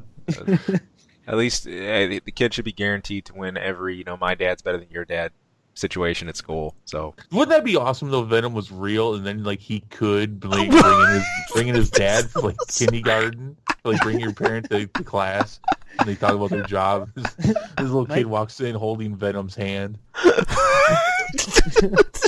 My daddy can bite your daddy. And then once Venom leaves, they realize one of the kids is missing. The kid that nobody liked is gone. Oh, that was too harsh. Hey! That's the kid. If you watch Deadpool, that's the kid that goes from the future to kill Cable's family unless you calm him down now. So watch that train. True. Watch that train. You got to back off that. Well, that's why Venom took him. Duh. I'm just kidding. He knew all along. He knew. Oh man. So, but no, hey, but cool pick for a villain. We're going to keep a close eye on that, how it turns out. I know I will, because this is one that we're Chris, you and I think we're on the list to review this one. Oh yeah. Yeah, cool. Yep, we will be catching it. Venom and Aquaman, you're on notice. All right. Yes. As for DC, back up top to some of the things we were throwing around about earlier, the DCEU is now officially called Worlds of DC. Now, right? Now, DCEU I'm just glad they clarified it. Same. I mean, this has been the unofficial name we've just come to know the whole circle of brands, by. That sort of, it always felt like, Marvel's back heel anything, but they got their own thing now. Worlds of DC. This of course takes over for their official property name. Also, a specific division is being launched solely for the DC supervillains, and that's going to include the upcoming movie Joker. Now that is not a part of Worlds of DC, but this umbrella is also going to include movies like Birds of Prey, some of the others like Suicide Squad 2, and then bear with us here, the other Joker movie that is a part of the cinematic universe. So, At first I was surprised that they didn't actually coin the phrase DCEU. That was Same. they did not officially come up with that. I guess that a journalist used it at one point and just stuck. Secondly, Worlds of DC, I'm fine. The biggest news to this for me is the fact that you never actually named this before. yeah. You came up with a cinematic universe and you didn't actually come up with a name for it, and it's been how many years? Yeah. If that just shows how lazy these movies have been made, I don't know what else does. I guess. Why isn't it World of DC? Why is it Worlds of DC? Well, because you got the underwater world, you got the above land world. Okay. No, I mean, do you think that's Maybe. what they're going for? Because, I mean, there is something definitely distinctual about where a lot of these characters come from. And that is, I think, a common DC theme is that, especially when it comes to the Amazons and the people, is it Atlantis? Is that what are they from Atlantis? I think so. Yep. They've been at war, and then you have Superman from outer space, and you got Batman from Gotham and being a rich punk, and It makes me wonder if they're setting up for, how in Justice League they were talking about, or there's like the whole vision of you know what I'm talking about. What's that dude's name? The big, bad, scary dude, and all the people with the wings are coming. I wonder if they're setting up for that. With this name. Apocalypse? Darkseid? Darkseid. There it is. Darkseid. I wonder if they're setting up for that with this name change. No, I was kind of under the impression they weren't setting up for it anymore. That Snyder was moving in that direction. That now they're actually doing what they should be doing. They're just doing some world building. Yeah. Yeah. Which is something I think we've sorely been missing. Look, give this its identity. Let this thing finally fully grow to what it can be. Because we know DC is going to diverge a little bit, but again, they got the palette to do it. They got the characters to do it. They've had more than enough, I think, successful storylines in the comics too. The thing I'm crossing my fingers about is just don't get us so confused with Origins where we have to have an Infinite Crisis to clear everything up and then come back to a new universe of movies. What do you think the thought process is behind coming up with 2 Joker movies? Oh, Scorsese wanted to do a movie, and Warner Brothers couldn't tell him no because they think that just because the director wants to do a movie with their biggest franchise, that all right, let them. Old school mentality. Fair. Simple. I honestly think that's it. I think Scorsese came in one day and said, "Hey, I have an idea. Whatever you want, back up the truck, a load of money." Here you go. I Oh actually boy. think that's kind of how it went down. Do you think it's going to be like a huge backfire, like just blows up in Warner Brothers' face? I think as a standalone, it'll probably be fine. Scorsese. I mean, when it comes to gangster films, especially Scorsese makes awesome movies. This, I don't see this doing much, if anything, for their Worlds of DC. Yeah. It just will be just a nice little back pocket change, maybe. And every time this comes up, I'm going to have to ask. This is a Joker origin story, and Joaquin Phoenix is in like his late 40s or early 50s. Excuse me? Yeah. Yeah. But whatever. He might be weird enough to do it, though, honestly. That guy's, Oh, yeah, no, he's a great actor. Guy's whacked out, like, in a good way. Oh. Like, All right. I don't know if I like the idea of an origin story for a character that's supposed to not have an origin. I don't know. Well, that's a whole other topic. Like I said, it's old school mentality. If Martin Scorsese went to Kevin Feige and said, "Hey, I want to do an Iron Man movie, but I want to do another origin movie for Iron Man," Feige would say, "I would love to have you direct one of our movies, but no." He would probably say, "I would, we'd love it if you do something else." Right. And, we'll fit you in, but no. And that's the difference. I mean, and this has been a problem for Warner Brothers. This is why Warner Brothers can't get their DC stuff together. And I hope they're seeing that they are. But this is where they failed the first time. Is they didn't have the cohesiveness that was needed, right, to put that world together. The priorities weren't in the right place, and they're not here. Right. Sad but true. So, but about the origin thing, real quick. Joker to me has always sort of been an embodiment of chaos. I sort of like the idea of not having a clear route to trace back on him. It's just something that adds to the whole mythos of the character. That's just me, though. So, oh well. I'm okay. I mean, they've given him an origin story now in Gotham. Okay. For the first time, the TV show. I do believe that is the actual first. Well, no, it's not the first time. There have been comics that have touched on this before, but they did in Gotham, and they're gonna not only are they gonna do it with the Scorsese movies, they're gonna do it with Jared Leto. Jared Leto's producing that movie as well. I like what you're saying though, and with the Joker we got in The Dark Knight, I think that works perfectly. Yes. And, you and I were talking about this just the other day. Oh wait, no, that was Isaac. Isaac and I were talking about that just the other day, talking about the origin of the Joker and how people still have fan theories about where they came from for The Dark Knight. I think it's a great conversation piece. I'm okay with it. When it comes to DC, they've reset and restarted so many times in the comics that it's like, well, okay. So, but then because at one point, I know recently in one of the recent universes, Joker was some kind of godlike thing that had been around for 1,000 years and stuff. That's scary. And they've done this stuff before. Yeah. So, and they'll keep doing it. Yeah. All right. Fair enough. We go from godlike Joker thing. Yeah, from godlike. Yes, it's the only place you can jump. You've exceeded the DC and Marvel universes. Just leave them. You got to leave them. And we're hopping over the anime corner. There have been a couple of big pieces here for some running series. Mainly, this is one I know about as well. I actually do want to check this out if I can when it comes out. There were some pretty cool announcements for My Hero Academia. This was during a panel discussion that Viz Media and also Shonen Jump had a bit of a presence, but they revealed that they are going to be bringing the novel series called My Hero Academia School Briefs to the U.S. This is going to hit spring of next year. We don't have an exact month yet.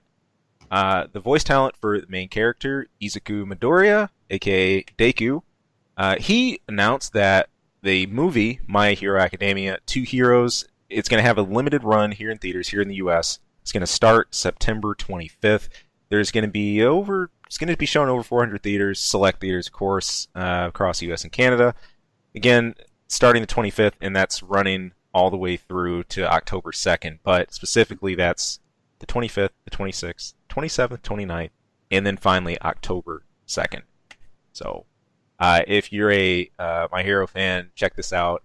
This is a fun series. Look, I go a long way back when you start talking about shonen series and anime, and just to shed some clarity on that, the typical hallmarks of a shonen series are progression. They're usually fighting anime of some kind. You have a main character that has some form of dilemma. Over the course of the series, they get progressively stronger. Rivals become friends, become allies. They run into progressively more powerful villains. I think the most standard, the oldest, well, not the oldest, but one of the oldest versions of a shonen I could think of is Dragonball. That follows this formula, but the way it does it is almost to a fault. Death has little consequence.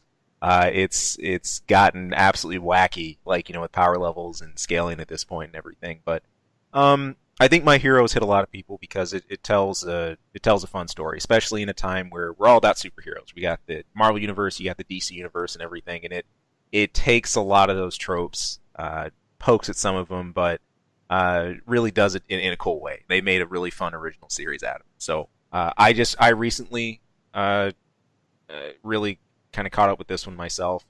It's pretty cool. I dig it. I really like it. So I was happy to hear that announcement. Now, I think, Chris, I know you said the closest thing you followed, I think, was Voltron. Closest. Now, I'm not about to sit here and call Voltron anime the current season, but I didn't know if there's anything you actually follow anime related these days. Guess not. Hey, I got the mute button for the win. You made you sound like, jeez, dude. I'm giving you all this lead time. What you missed me saying was like nope like 5 times. No. Okay, I literally walked away. I was like, they're talking anime. I'm gonna sneak away. I'm gonna get a bottle of water, and I'm gonna come back. Clearly, it did not work. Nope. No. I tried. I'm not following it. Voltron's it. Yeah, fair enough. Yeah.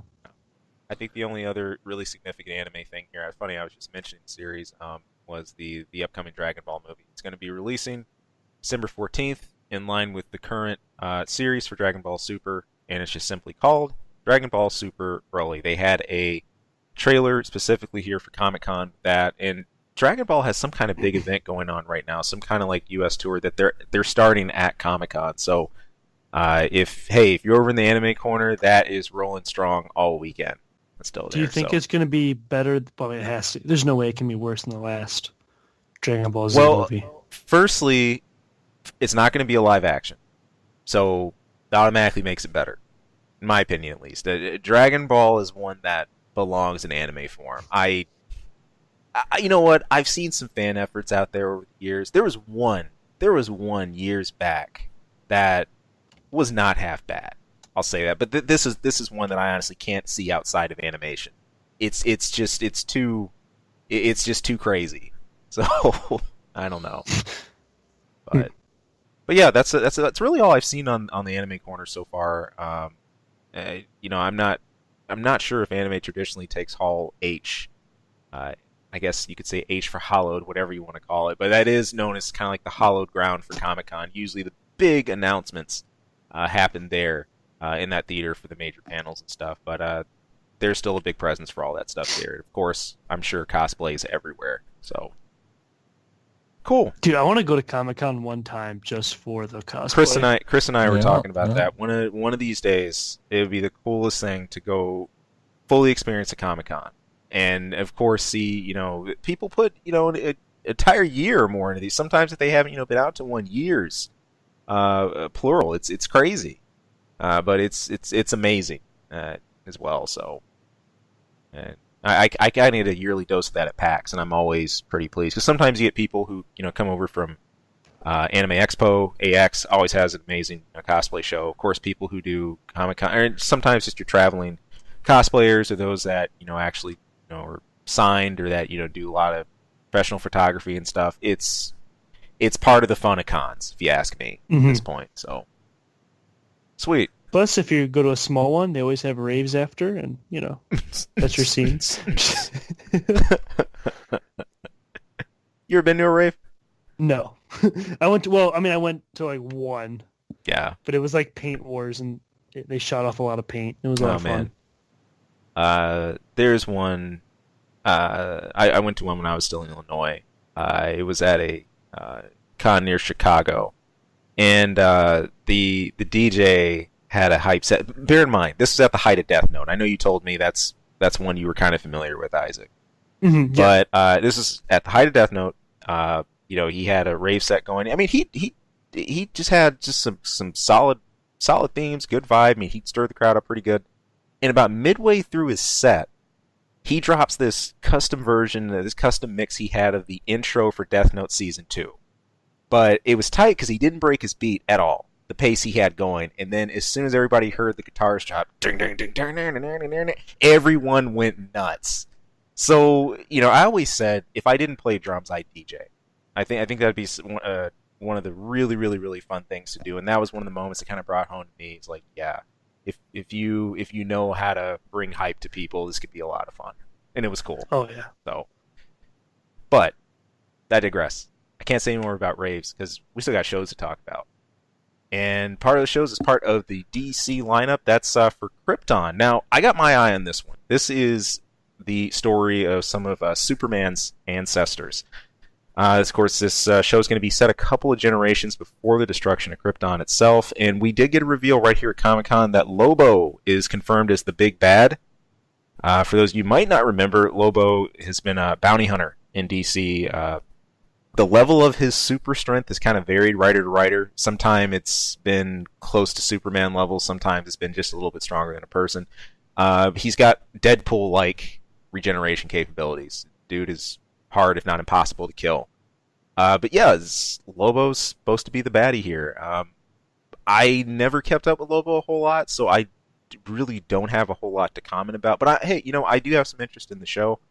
I have my doubts as to if this is one that can actually hold my attention and stuff like that. But hey, you get a full settled Krypton origin, not just 2 days before the extinction event or a week or two before. This goes generations back. So. Yeah. Isn't the main character his grandfather? Sure is. Sure is. Super Daddy. Yeah, I don't have much to say on this. I mean, it looked interesting. I've already, as far as TV shows go, I've already got a lot on my plate. Yeah. Here's the thing. Lobo is a very popular character, and I don't know much about him, so I guess maybe this matters, maybe it doesn't. But I thought that this Krypton world that we're in, while it is a prequel, I thought this was part of the worlds of DC. I thought this was actually canon for that. Right. So, I mean, depending on, I guess, if Lobo can, depending on how he ages, I think that might be kind of silly if they're, using Lobo in this scenario. I'd actually heard about a Lobo movie, but at this point, we've heard about movies for every DC character. Oh, yeah. So, jeez. At this point, I don't even know. Like, wasn't, The Rock, supposed to play somebody? Like, the Black Shazam? He was actually supposed to be Black Adam in the Shazam movie, but okay. he's still going to be Black Adam. He will be. But not in the movie. Okay. Gotcha. Okay. Because that was when I was like, awesome, yeah. That'll be cool. And then I didn't know what happened. Yeah. What do you think? You going to bother following this one, Isaac? I think I'll wait for it to come out, see what people say, and then go check it out. Cool. That's nice what I'm thinking. Play it safe. Yeah, play it safe. I'm with you. Yeah. Why don't waste my time, but if it's cool, then I'll check it out. Cool. There you have it. All right. I mean, there it is. I can't argue with that. Shoot. As for one of the last movies, DC movie updates we had here, that was for the next Wonder Woman. That's going to be Wonder Woman 1984. Now, this was in the main hall, the H hall, where they had at least the panel discussion for this. Now, there wasn't a whole lot to give about this trailer-wise at this point. Bear in mind, look, this movie is young. This is just about 3.5 weeks into shooting right now. They still got over 20 weeks or more left. But Gal Gadot was present. The directing crew was present, and just had some comments about it overall. Gal Gadot herself was saying that, look, this is not just a sequel we're planning. It's not just a different chapter. We're trying to make a whole new movie. Now, it sounds like a really generic statement and stuff like that, but I think it shows how, going along with Patty's vision as well, to expand this, as we know the villain is going to be Cheetah for this one. I think that's awesome. And there's been questions of where you go with the property like this. Wonder Woman was really successful. On one hand, you don't want to stagnate it out front, and you have to be wary of how it's used. And then, of course, just coming off of Justice League. But in the same hand, you want to keep things as fresh as possible. So it can only go up from Justice League. It can only go up, right? You can only go up. And even with the whole Justice League thing in the air, look, I had no problem with Wonder Woman in Justice League. Gal Gadot is great. In fact, she was the highlight of Batman vs Superman for me. So yeah. Oh man. Let me just say this real quick that I read a little bit more of the comments that she had to say about Wonder Woman in general, and they were actually kind of scary. Lay it on us. But I'm going to leave it at that because I can't even say that I know her as a person or much about her at all, other than she is a good actress, and I mean, is like seriously God's gift to everyone. Was like, who are we ever gonna find to play Wonder Woman? Yeah. Here you go. But yeah, I don't know. Okay. I still say that this is going to be the shocker crappy movie of next year. Yeah. Really? Yep. Okay. You think it's going to be, wow, interesting. They're going to jump the shark on this one. Interesting. I don't know if I would have ever thought like flop or like not as good, but I think... No, I don't think it's going to flop. I think it'll make money, but it's going to suck. You think it's going to suck? Yeah. I really do. I really, from everything I'm seeing is not everything, but a lot of what I'm seeing a lot of things that I am not liking, and I think they're gonna, like I said, let's say it again. They're gonna jump the shark on this one. They're gonna go too far, and there you go. My prediction. And I loved the first one. I thought it was great. Yeah. Oh. All right. Let's just be clear. Which predictions do we have out there now? Chris is predicting. We predict a lot around here because I like Bunch of Crunch. Because you said so you're saying Wonder Woman's not going to be good. What was mine? What did I predict earlier? I don't know. What, you think I was listening to what you were saying? No. I don't remember your prediction. So in the comments, let us know. Yeah, let Isaac know what was Isaac's prediction. Surely it was something DC related. No. Awesome. But no. Cool. And yeah, just to know, our first official bit. Isaac, I'm sure you heard about it. Chris does love his Bunch of Crunch. Oh, and he got multiple boxes of Bunch of Crunch from our Square Enix bet. And I will get more. Yep.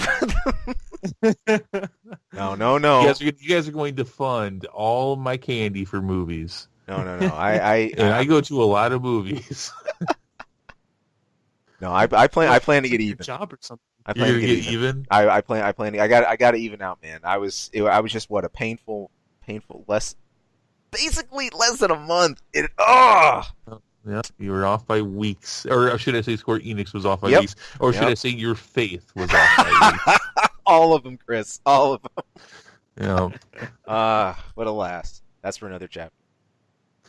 But all right, hey, I'm gonna turn it over here. I think it's time for an info minute.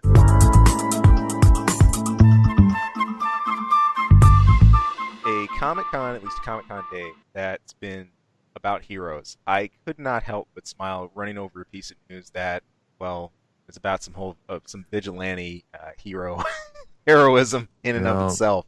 Some vigilante stuff, anyways. Yeah, at least this is out over in Cali, in Stockton, and this is a fellow who is and I quote, the self-proclaimed Batman. Yes, that's his whole tagline. That's his thing. I'm the Batman. Anyway, look, it's a guy who is really just billing himself as a civilian superhero. He's a local business owner. He's a father of two. I think he works at a 99 cents only store, and he takes footage, or at least has others take footage of him catching people outside his store committing crimes or whatever else, or if they're using drugs in bad area or something like that. And he says he's making his community safer. There's mixed feelings about this guy. It looks like half the people out there are saying, look, hey, it's welcome. We appreciate what he's doing. It's a pretty good service. It's pretty cool to get anybody to help, with stopping crime before the cops show up. But then there's others who are saying, look, what's with this guy? Is he doing publicity? How does he actually put proof to his words? 99 cents. Yeah, with everything that's surrounding, it's just wacky. But I think it's important to look at this here out the area he's in Stockton, California. A citizen arrest is perfectly legal to do, and depending what state you're in, I actually did not delve into what states allow citizen arrest, or is this a California specific thing? I don't know, as I'm saying that, but this is somebody just taking full advantage of that. But look, regardless whether he's trying to bust somebody down for smoking crystal meth outside of a store to whatever else he thinks an infraction, Chris, my opinion in this is really similar to yours, which you commented right before the show. I think this guy's gonna get himself hurt. pretty bad at some point at this rate. So. I think like the whole point of Batman is like no one knows who you are, knows like isn't that right? Yeah. And not only can they see who he is, but he's right now Batman too. The name he goes by is Bruce Wayne Batman. Yeah. Gosh. Well, I'm thinking more like his kids. Like we know he has a wife and 2 kids. Like. Oh well, You did not think that through. I don't think he needs to worry about that. But I think a gang is gonna make him a mark. And good. I mean, look, we saw very little footage. I didn't like the guy's attitude in general. I like what he's trying to do, but I'm. If he's the superhero of the block, then yeah, you're going to be busting guys out in public smoking crystal meth, and that's probably going to be the excitement of your month. Right. All right. But there's other things this guy could be doing. I think that's my opinion. There's bigger fish to fry. There are. But if you want to be king of the 99-cent store, then hey man, if that's the story he has to tell his wife, go for it. Go for it. Yeah. Are you going with the whole angle and how his wife records it and stuff? Is this something? I don't know. I don't know what I was trying to say there. I don't know. I think I took something that you were saying and ran with it. I mean, if that's what you got to do to like get her respect, I mean, props off, man. Like, I don't know. I wasn't thinking respect, but hey, people, what they got to do in their bedroom, that's up to them. Hey, we're making now the conversation's fully awkward. Why you got to bring the guy smoking crystal meth into it? I don't know, but it's a kink, man. Oh, yeah. You know what? There are people out in here, and I think Philadelphia is a big city for this, but they're all over the country and probably even in the world at this point. There's been documentaries on it, people who do dress up like superheroes and go out and they fight crime or they help their community. Isaac, have you seen these things? Yeah, I have. Like the one guy, they like dress up and but they're different though, because this guy is physically like getting involved. This guy seemed like a bully. Like getting hands on, while these other people, like the ones in Philadelphia especially, they said they don't carry weapons and they don't ever physically get involved. They're there and they discourage. They basically like only verbally do they get involved. They never get physically involved, and I think that's the biggest difference here. Yeah, and they were going after dealers, I think, in Philadelphia, not the guys just smoking. Right. Whatever. Right. They were specifically targeting dealers in Philadelphia. And again, all we got was we didn't get much than a very short-sighted report about this. I mean, maybe he's doing great things, but what I saw was, all right, you know what? You're punking out a guy who's down and out. That's what I saw. Right. Yeah. And when you think about creative energy to put into things, like you said, the potential good effort in this is community activism. Staying engaged in your community, staying, in touch and really trying to make it a decent place. But, as you said, look, hey, regardless of whenever you look at somebody just off the street, you say, look, everybody's got a story. You don't know where someone's coming from, and you can easily make a lot of assumptions off of one site or off of something you see. Now, of course, that isn't a free reign ticket to play patty cake and just have, be super merciful and pitiful and everybody you see. No, of course. But I think there's a line of basic respect and always being wary of how much you assume about somebody coming up to them. So, and hey, Mr. Bruce Wayne Batman, that's such a stupid name. Where's he come up with that name? I mean, I know I'm the Batman. Bruce Wayne. He actually does say that, doesn't he? I'm Batman. Yeah. Dude, that just reminds me of like the Dark Knight, where like the real Batman comes in, like ties him up. And he's like, "What's the difference between me and you? I'm not wearing hockey pads." That's part of the movie. I'm the Batman. I don't know. I just feel like it's kind of shitty to like go after the guy smoking crystal meth when, like, I don't know. If you're going after dealers or actual gang members, that's one thing. Here, you're just like poking on the drug addict. It's a little different. I'm the Dark Knight of the 99-cent store. Then fear me. Why do you want to kill me? Oh man. A dark plane of justice. Dude, I can't wait to the Joker of the 99-cent store. Oh man, it's gonna be the showdown then. That'd be hype. The 99-cent store's like on fire. Oh my gosh. And by on fire, he just like bought a few things in the store, brought them out, and set them on fire in front of the store. Absolutely. Yeah. This isn't about the money. It's And- about sending a message. It's the 99-cent store. The 99-cent store Joker is actually a 5-year-old kid who comes and heckles him. Yeah. Oh my That'd god. be fitting. That'd be fitting though, man. You guys need to collaborate in this. I'm seeing a serialization works here or something. Oh, I want to do it. I want to do it now. You should go in your Godzilla suit and just mess with this dude.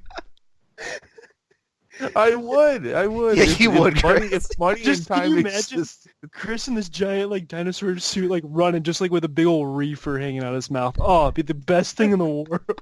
Just sitting on the corner. Oh, I'm the Batman. You can't smoke that here. Chris is like, fuck off. I'm about No. What I would do is I would go there in the dinosaur suit, and I would casually just walk into the store and just hang out and loiter in the store until he said something to me.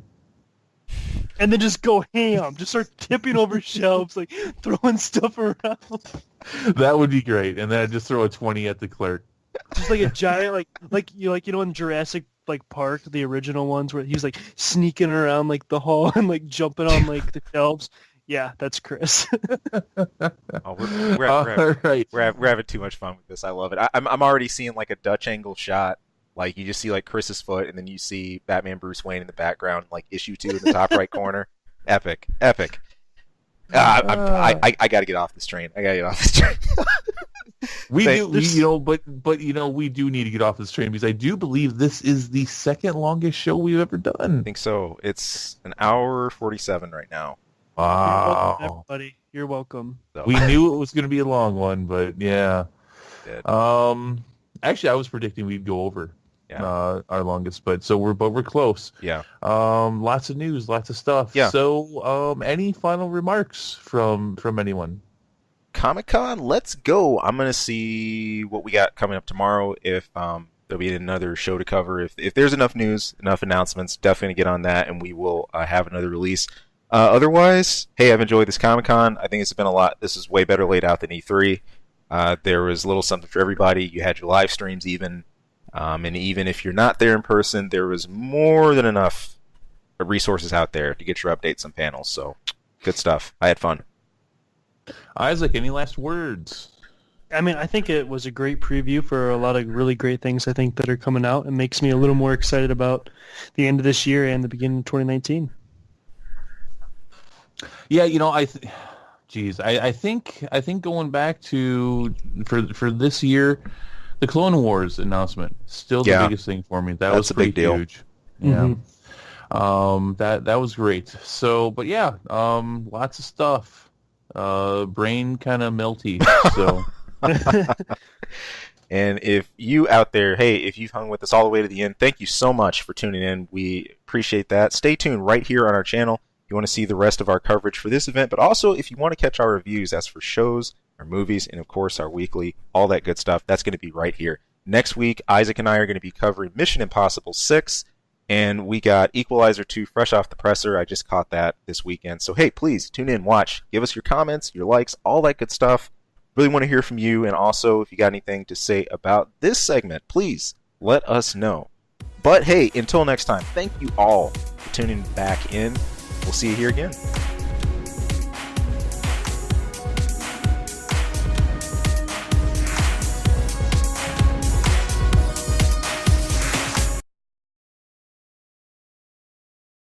Hey people, thank you for tuning into this episode and taking a listen. If you like our content, if you like what you're listening to, or anything we go over, hey, please, we would not only love to hear more from you, but if great, if you could throw some support, you can subscribe right below. Also, you can toss us a line anytime. That's ksongmedia@gmail.com. Of course, you can tune in for our channel anytime for movie reviews, game reviews, a lot of random wacky stuff. Who knows what you'll hear. And of course, our episode each week where we're bringing the nerdiest things we can find, dig up, and maybe not find, maybe the stuff that just drops in our laps. But anyway, hey, thank you so much for tuning in. Thank you for listening. We hope to hear from you again later. Take care.